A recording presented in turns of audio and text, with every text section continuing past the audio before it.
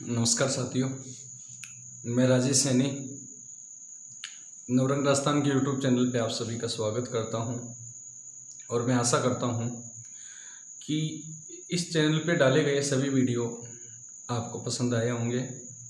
अतः आप चैनल को लाइक कीजिए, अपने फ्रेंड सर्किल में शेयर कीजिए और इस चैनल को सब्सक्राइब कीजिए। देखिए मित्रों, मेरा एक ही उद्देश्य है कि आपके हित में, और मैं जो वीडियो डाल रहा हूँ वो गहन अध्ययन के साथ है, गहराई के साथ है। ये नहीं है कि ऊपर से जो अपन पैटर्न ले रहे हैं वो नहीं है। ये आप भारत की जितनी भी एग्ज़ाम्स, ऑल कॉम्पिटिटिव एग्ज़ाम्स हैं, एसएससी हुई, दिल्ली पुलिस हुई, राजस्थान की समस्त एग्ज़ाम्स की दृष्टि से महत्वपूर्ण हैं। और ये मैं कामना करता हूँ, विश्वास है मेरे को कि जो आपकी सफलता में मेरा भी कुछ योगदान होना चाहिए। मैं इसी उद्देश्य से, मेरा उद्देश्य कोई यूट्यूब पे पैसे कमाने का नहीं है, केवल इस लॉकडाउन के तहत मैं आपके साथ लगातार जुड़ा रहूं और आपको फ़ायदा पहुंचाता रहूं। और अपन जो टॉपिक बात कर रहे हैं वो है भारत का भूगोल, इंडियन ज्योग्राफी। और इंडियन ज्योग्राफी में भी अपन ने भारत के नामकरण की चर्चा कर ली थी पिछले वीडियो में, और अपन अब बात करेंगे भारत के भौतिक स्वरूप की। भारत का भौतिक स्वरूप, भौतिक स्वरूप में अक्षांशीय स्थिति एवं देशांतरीय स्थिति, एशिया महाद्वीप में स्थिति और ग्लोब में, ये अपन ने पिछले वीडियो में अध्ययन कर लिया है। अब बात करेंगे अपन किसकी, कि देखिए भारत के मध्य से एक रेखा गुजरती है, उस रेखा का नाम है कर्क रेखा। कौन सी रेखा मित्रों? कर्क रेखा। इसी रेखा को 23.5 डिग्री उत्तरी अक्षांश भी कहते हैं। क्या कहते हैं? उत्तरी अक्षांश, यानी 23.5 डिग्री उत्तरी अक्षांश रेखा को किस नाम से जाना जाता है? तो वो कर्क रेखा के नाम से जाना जाता है। देखिए मित्रों, यह रेखा भारत में कहाँ से गुजरती है? तो देखिए, थोड़ा मैप में अपन अध्ययन कर लेते हैं एक बार।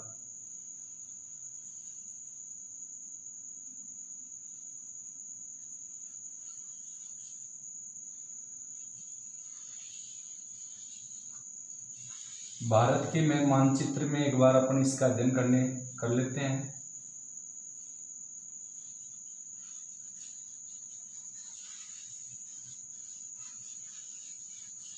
ये अपना भारत का मानचित्र है और इस भारत के बीचों बीच ये रेखा गुजर रही है, कर्क रेखा। ये कौन सी रेखा है मित्रों? कर्क रेखा। ये कर्क रेखा इस भूभाग को,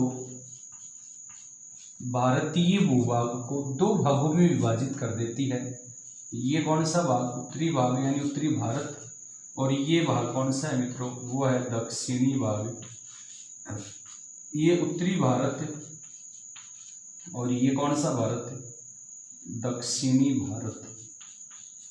तो कर्क रेखा भारत को दो भागों में विभाजित करती है। देखिए, इस रेखा पर भारत के कितने राज्य अवस्थित हैं?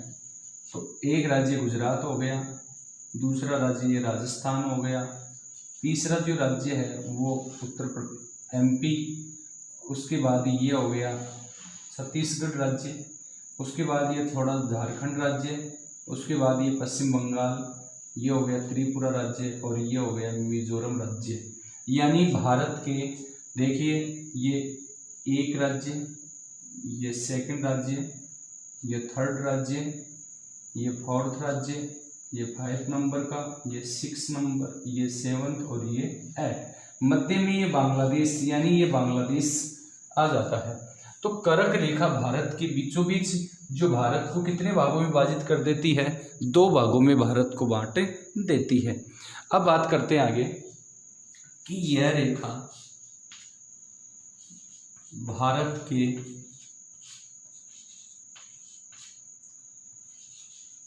8 राज्यों से, कितने राज्यों से? 8 राज्यों से गुजरती है। भारत के 8 राज्यों से गुजरती है। वो 8 राज्य कौन से हैं मित्रों? तो अपन उसकी ट्रिक में बात कर लेते हैं। किसमें? ट्रिक। देखिए, राम झांके 6 पंगु मित्र। राम झांके 6 बंगु कह दीजिए या पंगु मित्र। राम झांके 6 पंगु मित्र। देखिए, रा यानी राजस्थान,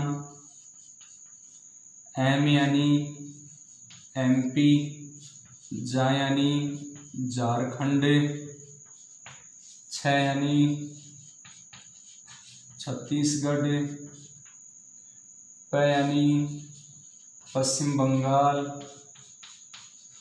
गु यानी गुजरात, मी यानी मिजोरम और त्र यानी त्रिपुरा। ये भारत के कितने राज्य है? 8 राज्य जिनसे कर्क रेखा गुजरती है। राम झांके 6 पंगु मित्र। आप ट्रिक याद कर सकते हैं। इनका युग्म में यानी युग्म में कूट में अपन रख सकते हैं। तो कर्क रेखा भारत के कितने राज्यों से गुजरती है मित्रों? 8 राज्यों से गुजरती है। कर्क रेखा मूल अक्षांश कौन सा है? 23.5 डिग्री। अब देखिए, आगे बात करते हैं कि कर्क रेखा की सर्वाधिक जो लंबाई है, कर्क रेखा की सर्वाधिक लंबाई कौन से राज्य में है? तो वो है कौन से राज्य में? मध्य प्रदेश में। कर्क रेखा की सर्वाधिक लंबाई किस राज्य में है मित्रों? तो वो है मध्य प्रदेश में। झारखंड की राजधानी, झारखंड की राजधानी रांची। इसी रेखा पर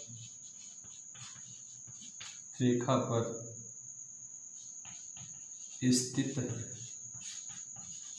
झारखंड की राजधानी कौन सी? रांची। इसी रेखा पर अवस्थित है। जबकि यहाँ पर ये रांची यहाँ है, ये तो होगी रांची राजधानी झारखंड की। लेकिन यहाँ एक मंदिर है, उसका नाम है महाकालेश्वर। कौन सा मंदिर मित्रों? महाकालेश्वर मंदिर। कहाँ पर है ये उज्जैन में है।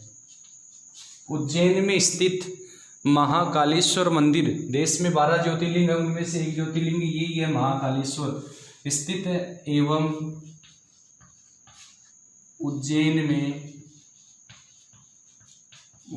में शिप्रा नदी के किनारे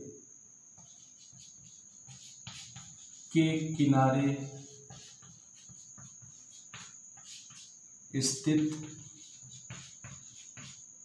महाकालेश्वर, कौन सा मंदिर? महाकालेश्वर मंदिर इसी रेखा पर अवस्थित है, इसी रेखा पर बना हुआ है। यानी इस रेखा पर झारखंड की राजधानी रांची और उज्जैन में स्थित शिप्रा नदी के किनारे स्थित महाकालेश्वर मंदिर, वो भी कौन सी नदी के किनारे स्थित है? वो भी मित्रों इस नदी के किनारे अवस्थित है। जबकि यहाँ मध्य प्रदेश से एक नदी आती है राजस्थान में, उसका नाम है माही। कौन सी नदी मित्रों? माही। और ये माही नदी ये कर्क रेखा को कितनी बार काटती है? 2 बार। कितनी बार है? 2 बार। तो ये नदी होगी माही नदी। कौन सी नदी? माही नदी। तो कर्क रेखा को 2 बार काटने वाली नदी, 2 बार काटने वाली नदी वो माही है। माही नदी है। यानी कर्क रेखा को 2 बार काटती है। कौन सी नदी काटती है मित्रों? वो माही नदी काटती है। जबकि कर्क रेखा पर झारखंड की राजधानी रांची स्थित है। और ये उसके बाद देखिए गुजरात की राजधानी गांधीनगर है। कौन है मित्रों? गांधीनगर। राजस्थान की राजधानी जयपुर है। भोपाल है, बोलो, रायपुर है, रांची है, कोलकाता है, अगरतला है। और इसकी कौन है? मिजोरम की आइजोल है। तो क्वेश्चन ये पूछा जाता है कि कर्क रेखा पर स्थित राजधानी वो तो रांची है, जबकि कर्क रेखा के निकटतम राजधानी वो गुजरात की गांधीनगर और कर्क रेखा से दूर स्थित राजधानी वो जयपुर। यानी भारत की जो 8 राज्यों से गुजरती है, यानी जो कर्क रेखा गुजरती है, उन 8 राज्यों में निकटतम राजधानी वो तो कौन सी होगी? गांधीनगर। और सर्वाधिक दूर राजधानी कौन सी होगी? वो जयपुर की होगी। यानी राजस्थान की राजधानी जयपुर होगी मित्रों। चले आगे, आप इसका स्क्रीनशॉट ले सकते हैं एक बार। राम जाके 6 पंगु मित्र या भंगु मित्र, एक ही बात है मित्रों। ये राजस्थान नहीं बल्कि भारत के 8 राज्यों की बात कर रहे हैं। यह राजस्थान से भी गुजरती है और राजस्थान में माही नदी इसको कितनी बार काटती है? 2 बार काटती है। और उज्जैन में स्थित कौन सा मंदिर? महाकालेश्वर। देश में टोटल ज्योतिर्लिंग कितने हैं? 12 ज्योतिर्लिंग है। और यहाँ पर प्रति 4 वर्ष बाद क्या लगता है? कुंभ मेला लगता है। कुंभ मेला, भारत में कुंभ मेला प्रति 3 वर्ष के बाद कितने स्थानों पे? 4 स्थानों पे। तो एक स्थान पे लगने के पश्चात वह उस स्थान पे पुनः कितने साल बाद लगता है? तो वो 12 साल बाद लगता है। सॉरी, कितने साल बाद? 12 साल बाद लगता है।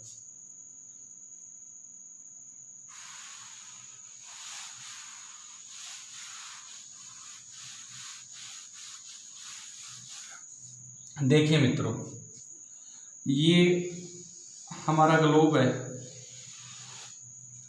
इस ग्लोब में ये जो रेखा है वो है 0 डिग्री अक्षांश। कौन है मित्रों? अक्षांश। कटिबंध की चर्चा कर लेते हैं। कटिबंध, देखिए कटिबंध, और 0 डिग्री ये। फिर ये 0 डिग्री के बाद ये जो रेखा है वो है 23.5 डिग्री नॉर्थ लेटीट्यूड, यानी कर्क रेखा। कौन सी रेखा? कर्क रेखा। उसके बाद ये जो रेखा है वो है 23.5 डिग्री साउथ लेटीट्यूड, यानी मकर रेखा। उसके बाद ये है 66.5 डिग्री। कितना डिग्री? जिसको कहते हैं आर्कटिक रेखा। क्या बोलते हैं? आर्कटिक रेखा। उसके बाद ये है 66.5 डिग्री साउथ लेटीट्यूड, जिसको बोलते हैं अंटार्कटिक रेखा। और ये है 90 डिग्री उत्तरी अक्षांश, जिसको बोलते हैं उत्तरी ध्रुव। क्या बोलते हैं? उत्तरी ध्रुव। और ये है 90 डिग्री दक्षिणी ध्रुव, उत्तर दक्षिणी अक्षांश से। तो देखिए मित्रों, ये जो कटिबंध है आपका, ये जो कटिबंध है वो कटिबंध है उष्ण कटिबंध। कौन सा कटिबंध है? उष्ण कटिबंध। ये उष्ण कटिबंध है। जबकि ये जो कटिबंध है आपका, ये दोनों जो कटिबंध हैं वो कौन से हैं? उपोष्ण कटिबंध। कौन सा? इसको बोलते हैं उत्तरी उपोष्ण, इसको बोलते हैं दक्षिणी उपोष्ण। तो ये उपोष्ण कटिबंध है मित्रों। और ये जो कटिबंध है इसको बोलते हैं शीत कटिबंध, ध्रुवीय कटिबंध। क्या बोलते हैं? शीत या ध्रुवीय कटिबंध। तो देखिए कर्क रेखा, ये जो कर्क रेखा है, इस कर्क रेखा के जो दक्षिणी पार्ट है, नीचे वाला पार्ट है, वो उष्ण या शुष्क भी बोलते हैं इसको। तो भारत का दक्षिणी भारत कर्क रेखा के नीचे वाला पार्ट ये तो है मित्रों उष्ण कटिबंध में। कौन से कटिबंध में? उष्ण कटिबंध। और कर्क रेखा के उत्तर में जो कटिबंध है वो कौन सा है? उपोष्ण कटिबंध। कौन सा? उपोष्ण कटिबंध। तो कर्क रेखा भारत को कितने कटिबंधों में विभाजित कर देती है? तो वो 2 कटिबंधों में विभाजित, एक उष्ण कटिबंध और एक कौन सा कटिबंध? उपोष्ण कटिबंध, यानी उत्तरी उपोष्ण कटिबंध के रूप में यह विभाजित करती है। तो मित्रों, ये भारत में कर्क रेखा से संबंधित जो तथ्य थे वो मैंने आपके सामने पेश किए हैं। अब बात करते हैं मानक रेखा। कौन सी रेखा? मानक रेखा। देखिए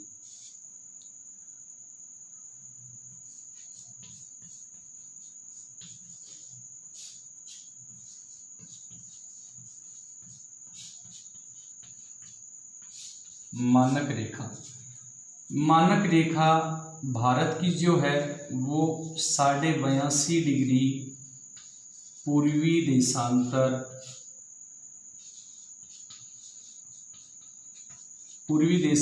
रेखा को निर्धारित किया गया है। इसी को भारतीय समय निर्धारण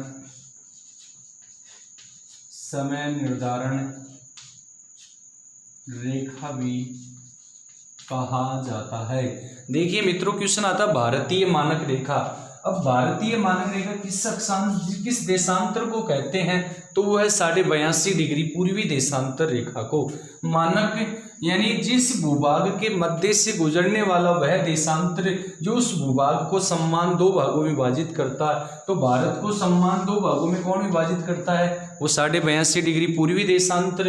अतः इसे भारतीय मानक या भारतीय समय निर्धारित रेखा या इसी का दूसरा नाम है IST, क्या बोलते हैं, इंडियन स्टेटस टाइम, यानी IST, इंडियन स्टेटस टाइम के नाम से भी इसको जाना जाता है। तो देखिए मित्रों, यह रेखा भारत के कितने राज्यों से गुजरती है।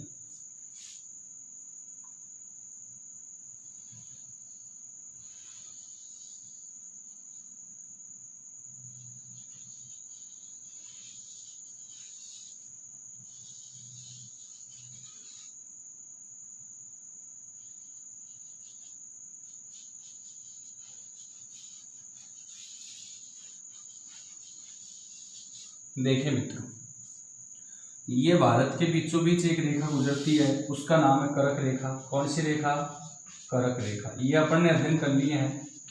अब बात करें मानक रेखा की, तो ये भारत की इस प्रकार से ये रेखा गुजरती है, उसको कहते हैं 82.5 डिग्री। यह है 82.5 डिग्री पूर्वी देशांतर रेखा। यह रेखा भारत के कितने राज्यों से गुजरती है, तो यह है 5 राज्यों से गुजरती है। कितने राज्यों से मित्रों, भारतीय मानक रेखा भारत के 5 राज्यों से गुजरती है। कितने राज्यों से, 5 राज्यों से गुजरती है। और उसकी ट्रिक क्या है, उसकी ट्रिक यहां मैं आपके सामने लिख देता हूं। सीमा छत से उड़ी, सीमा छत से उड़ी,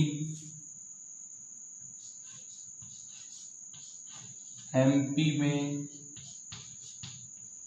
में उतरी। सीमा छत से उड़ी और MP यानी मध्य प्रदेश में उतरी। देखो सीमा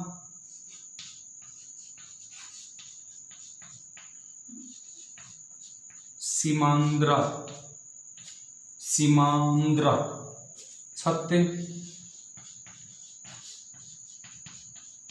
छत्तीसगढ़, उड़ी ओडिशा, उड़ीसा, MP मध्य प्रदेश, उत्तरी उत्तर प्रदेश। कितने राज्य हो गए, 5 राज्य। देखिए ये आपको पता है, थोड़ा सा भूभाग इस प्रकार से आता है, ये इस प्रकार से, फिर ये आ जाता है भूभाग इस प्रकार MP का। ये जो भूभाग है ये आ जाता है छत्तीसगढ़ का, ये थोड़ा सा भूभाग आता है ओडिशा का, ये भूभाग आ जाता है आंध्र प्रदेश से। यानी आंध्र प्रदेश से सन 2014 में तेलंगाना अलग होने के बाद ही इस आंध्र प्रदेश का वर्तमान नाम सीमांध्र हो गया है। तो भारत में मानक रेखा कितने राज्यों से गुजरती है, 5 राज्यों से। 82.5 डिग्री को भारतीय मानक रेखा के नाम से जाना जाता है, जिसको भारतीय समय निर्धारण रेखा भी IST के नाम से भी जाना जाता है। देखिए मित्रों, यहाँ भारत का एक शहर है, उस शहर का नाम है इलाहाबाद। कौन सा बाद? इलाहाबाद, जिसे वर्तमान में क्या कहा गया, क्या नाम कर दिया गया? प्रयागराज। इलाहाबाद का नवीनतम नाम क्या है? प्रयागराज। इस इलाहाबाद के निकट यहाँ एक स्थान है, उस स्थान का नाम है नैनसी। कौन सा स्थान? नैनसी। और यहीं पर एक स्थान और है, उस स्थान का नाम है मिर्जापुर स्थान। यानी इलाहाबाद, जिसको प्रयागराज कहते हैं, नैनसी और मिर्जापुर स्थानों से गुजरती है। यह रेखा भारत के कितने स्थानों से गुजरती है? तो 3 स्थानों से, इलाहाबाद, नैनसी और मिर्जापुर से गुजरती है। भारत में मानक रेखा 82.5 डिग्री जो लंबवत रूप में अवस्थित है, यह कर्क रेखा और यह मानक रेखा, ये दोनों आपस में मिलती हैं। देखिए मित्रों, यहाँ मिल रही है, यानी ये अक्षांश है और ये कौन है? देशांतर।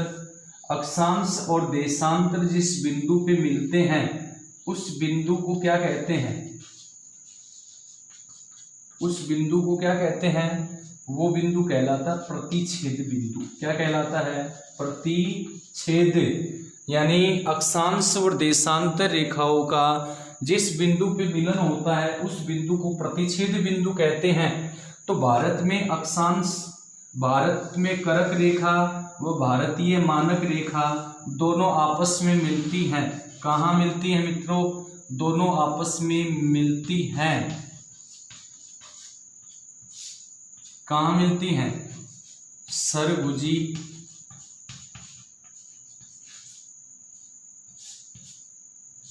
छत्तीसगढ़ में। सरगुजी छत्तीसगढ़ में ये दोनों रेखाएं आपस में मिलती हैं।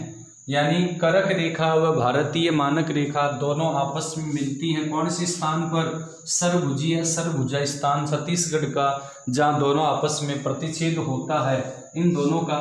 यह रेखा भारत के इलाहाबाद, प्रयाग, नैनसी और मिर्जापुर स्थानों से, यह रेखा भारत के कितने राज्यों से गुजरती है? 5 राज्यों से गुजरती है, जिसकी सीमा छत से उड़ी, एमपी मध्य प्रदेश में उतरी। यानी ये भारत के 5 राज्य जहाँ से ये रेखा गुजरती है। उसके बाद देखिए, इसका आप स्क्रीनशॉट ले सकते हैं मित्रों।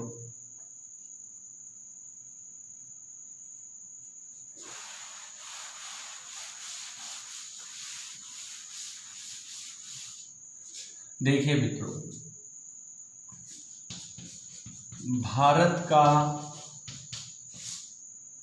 मानक समय इलाहाबाद के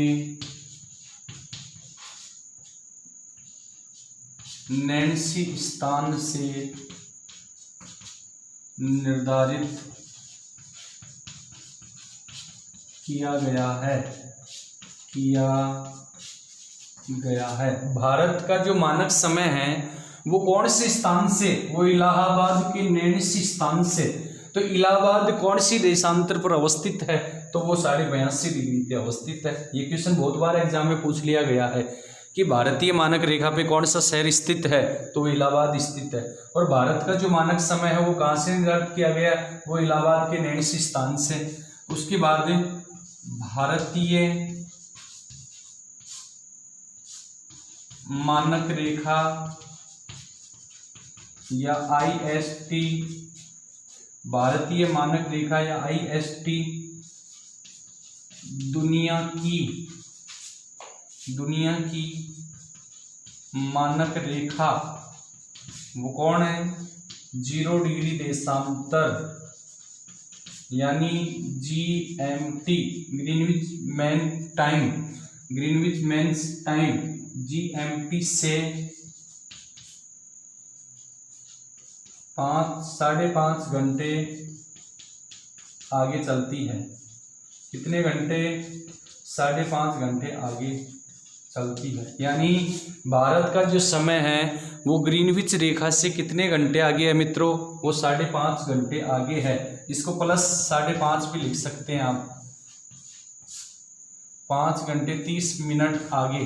यानी ग्रीनविच रेखा से कितने घंटे आगे, 5.5 घंटे। यानी भारत का जो समय है वो ग्रीनविच रेखा की तुलना में कितने प्लस में, वो 5.5 घंटे प्लस में है। देखिए मानचित्र में भी दर्शा देते हैं।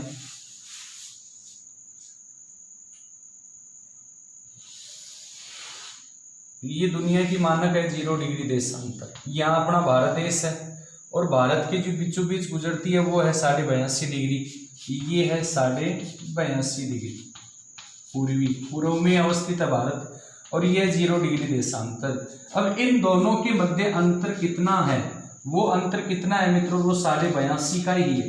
कि 82.5 में जब 0 माइनस करते हैं, 82.5 में जब 0 माइनस करते हैं तो अंतर कितना आता है, 82.5 का अंतर।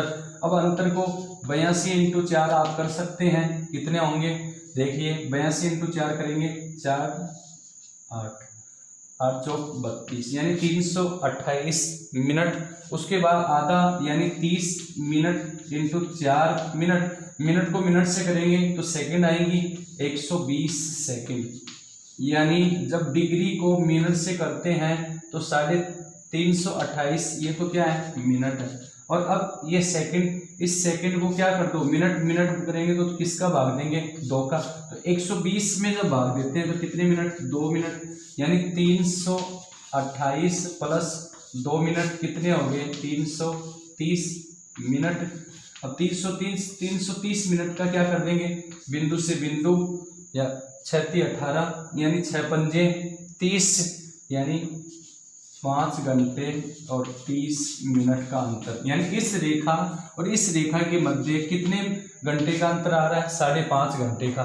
मैंने क्या कहा था कि पूर्व में जाने पे समय में वृद्धि होती है, पूर्व में जाने पे क्या होती है, समय में वृद्धि होती है, और पश्चिम में जाते हैं तो समय में माइनस कमी। यानी इस रेखा के यदि आप पूर्व में जा रहे हैं तो प्लस होगा, और इस रेखा के यदि आप पश्चिम में जा रहे हैं तो क्या होगा, माइनस होगा। यानी अब भारत पूर्व में है 82.5 डिग्री पूर्व में, तो इस प्लस कितना, यानी लंदन, इस रेखा पर लंदन शहर बसा हुआ है। 0 डिग्री देशांतर लंदन से गुजरती है। लंदन में यदि दोपहर के 12 बज रहे हैं, 12 PM, लंदन में दोपहर के 12 बज रहे हैं, तो भारत में या भारत के इलाहाबाद स्थान पे शाम के कितने बजेंगे, शाम के 5:30 बजेंगे। यानी ये भी कितने, PM, उसी दिन के, कि केवल उसी दिन के 5.5 घंटे का अंतर आ रहा है मित्रों। तो आप समय आराम से ज्ञात कर सकते हैं। तो ये है मानक रेखा के क्वेश्चन।